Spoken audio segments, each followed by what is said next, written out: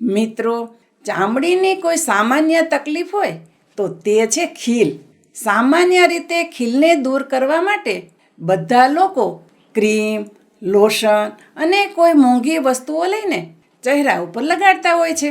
અને તે લોકોની આશા એટલી જ હોય છે કે રાતોરાત આ ખીલ ચહેરા ઉપરથી દૂર થઈ જશે. પરંતુ અંતમાં તે લોકોને નિરાશા જ હાથમાં આવે છે.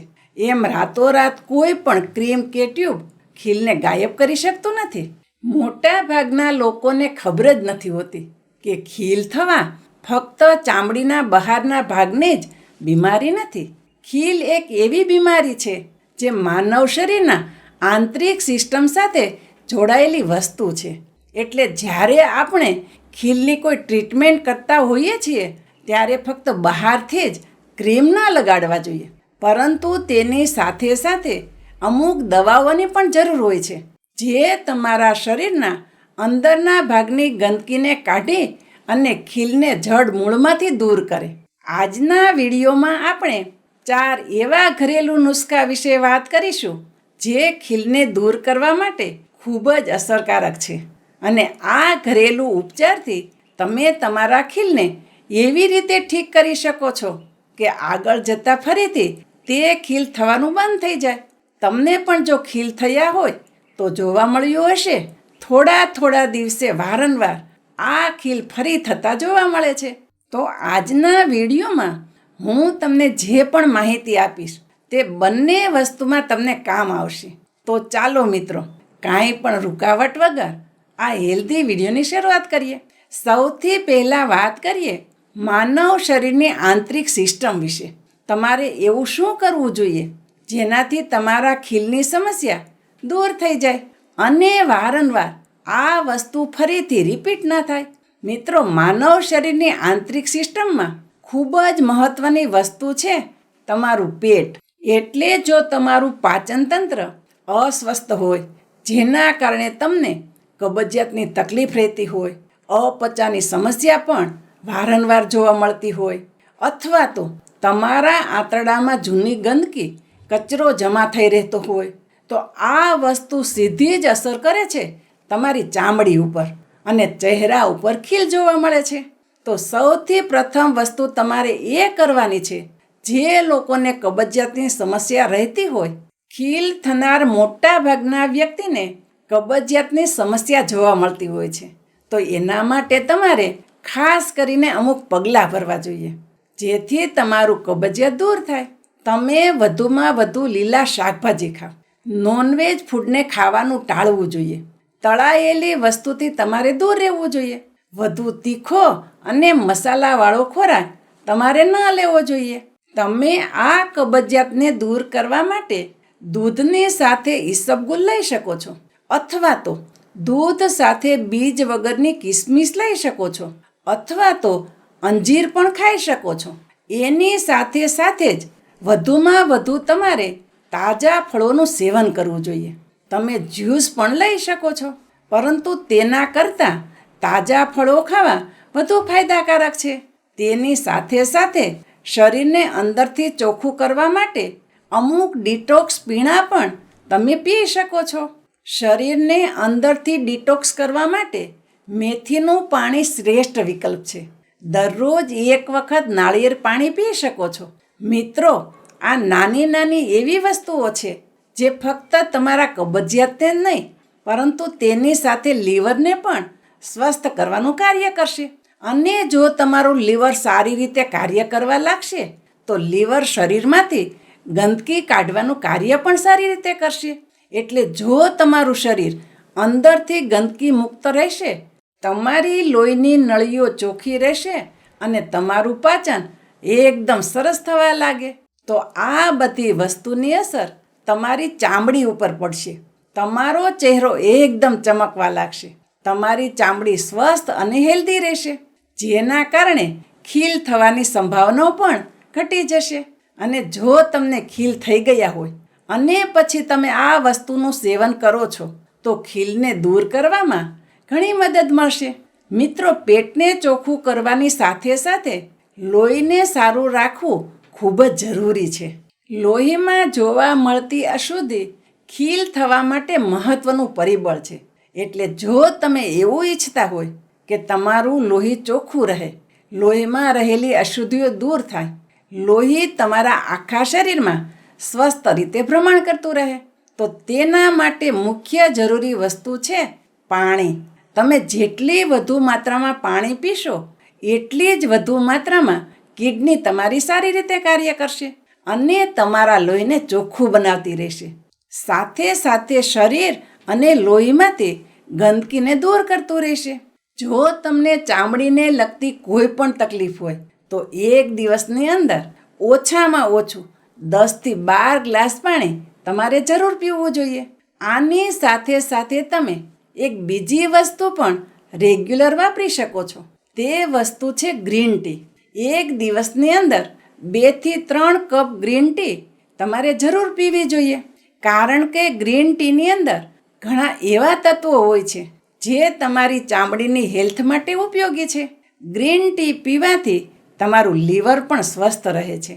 અને જો તમારું લીવર સારી રીતે કાર્ય કરતું હશે તો શરીરમાં જમા થતી ગંદકીને દૂર કરવાનું કાર્ય સારી રીતે કરી શકશે.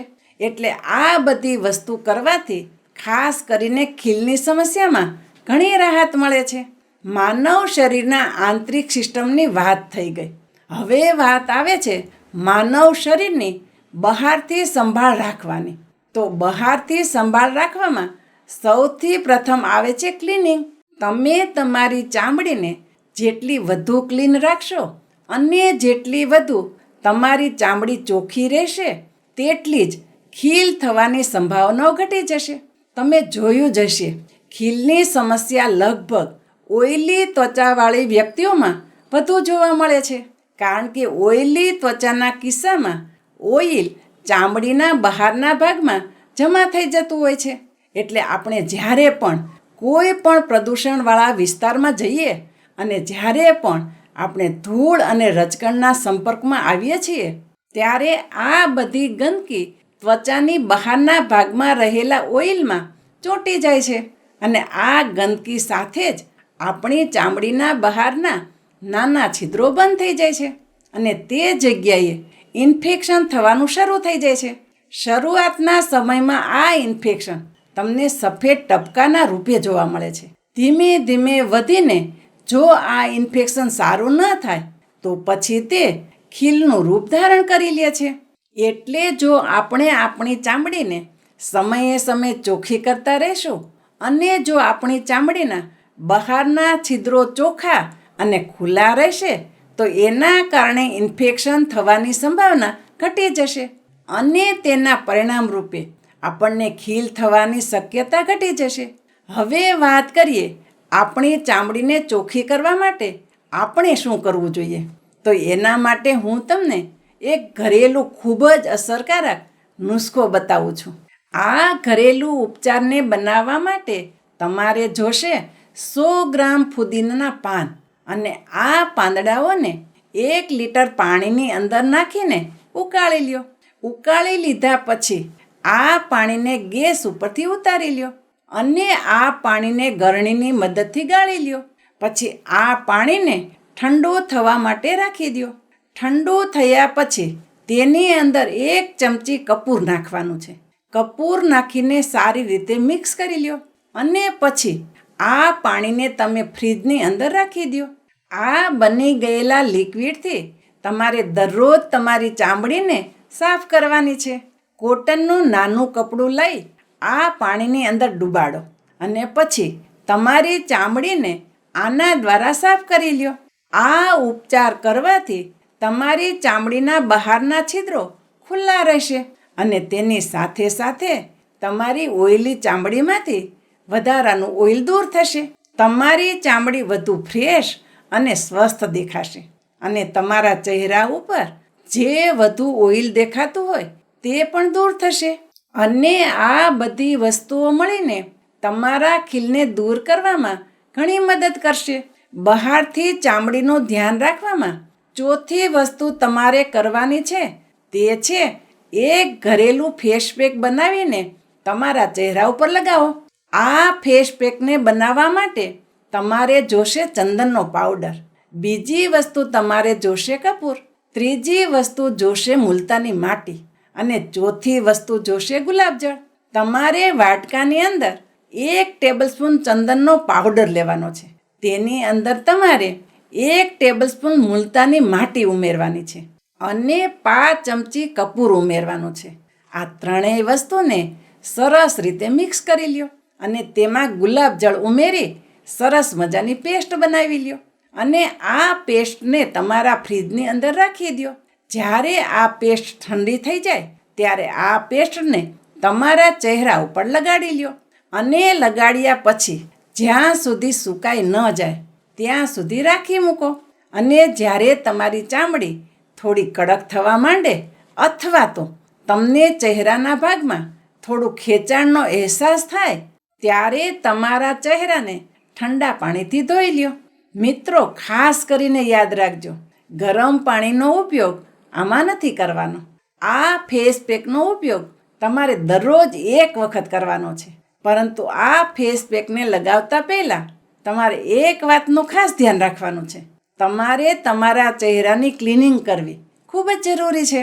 મેં થોડીવાર પહેલાં તમને જે રીતે ચહેરો ક્લીન કરતા શીખવ્યું હતું તે રીતે પહેલાં તમારે ચહેરો ક્લીન કરવાનો છે અને તેના પછી આ ફેસ પેકને તમારા ચહેરાની ચામડી ઉપર લગાડો. મિત્રો, આ ત્રણેય વસ્તુ આજે મેં તમને જે જણાવી, જેમાં સૌથી પ્રથમ તમારા પેટને સાફ કરવાનું, બીજી વસ્તુ છે પાણી વધુ પીવાનું જેનાથી તમારું લોહી ચોખ્ખું થાય, ત્રીજી વસ્તુ ચહેરાને જે બહારથી ચોખ્ખો કરવાનો છે તે, ચોથી વસ્તુ આ ફેસ પેક. આ ચારેય વસ્તુ મળીને ખીલને દૂર કરવામાં તમને ખૂબ જ સારું પરિણામ આપશે અને ફક્ત ખીલને દૂર જ નહીં કરે, તેની સાથે સાથે ફરીથી ખીલ થવાની તકલીફ પણ ઘણી હદ સુધી દૂર થઈ જશે. આની સાથે સાથે એક મહત્ત્વની વસ્તુ તમારે ધ્યાન રાખવી જોઈએ, તે છે જ્યારે પણ તમને ખીલ થાય ત્યારે તે ખીલને ફોડવું અથવા તો તેને અડવું ન જોઈએ. આવું કરવાથી તમારા ખીલની અંદર ઇન્ફેક્શન વધી શકે છે અને એવું કરવાથી તમારા ચહેરા ઉપર ડાઘ થવાની સંભાવના વધી જાય છે અને જેના પરિણામે કાળા કાળા ડાઘાઓ થઈ શકે છે. એટલા માટે જો તમને ખીલ હોય તો તે ખીલને અડવાથી અથવા તો ફોડવાથી તમારે દૂર રહેવું જોઈએ. અને મેં કહેલી આ રીતને જો તમે સારી રીતે અનુકરણ કરશો તો થોડા જ અઠવાડિયામાં તમારા ખીલ દૂર થવા લાગશે અને તમારી ચામડી સ્વસ્થ, ચોખ્ખી અને ખૂબ જ સુંદર દેખાવા લાગશે. મિત્રો, મને આશા છે આજનો આ વિડીયો તમને જરૂર પસંદ આવ્યો હશે અને આ વિડીયોમાંથી તમે કંઈક ને કંઈક નવું શીખ્યા હશો. જો વિડીયો તમને સારો લાગ્યો હોય તો વિડીયોને લાઈક અને ચેનલ ઉપર નવા હોય તો ચેનલને સબસ્ક્રાઈબ પણ કરો અને બધા લોકો સાથે શેર કરો. હું શારદાબેન ગોસ્વામી તમને ફરી મળીશ એક નવા જ વિડીયો સાથે. ત્યાં સુધી મસ્ત રહો, સ્વસ્થ રહો.